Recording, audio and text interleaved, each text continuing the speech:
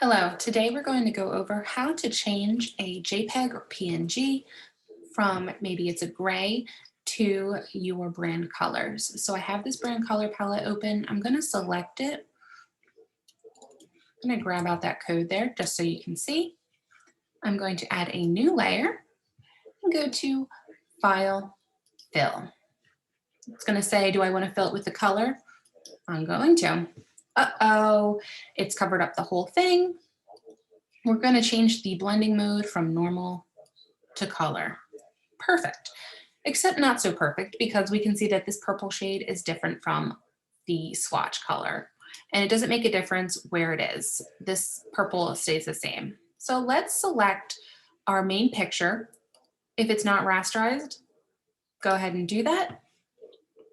Come over to Image, Adjustments, Levels. Now, let's make adjustments so that it matches. Perfect. Going to close out, and there we have it. If I use other features, it might pixelate. So if I grab brightness and contrast, we can see how the quality of the image changes. If I use match color, it still won't necessarily match the color. Hue and saturation, if I take the lightness down, it changes the entire image to black.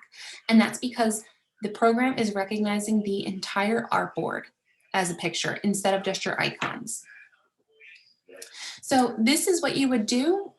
You could always come through at the end and just customize that. I, for the sake of consistency, would make sure that you create a new file and all your icons are centered both vertically and horizontally. And this will just create better consistency on your websites. Thank you so much for watching. If you have any questions, please feel free to reach out.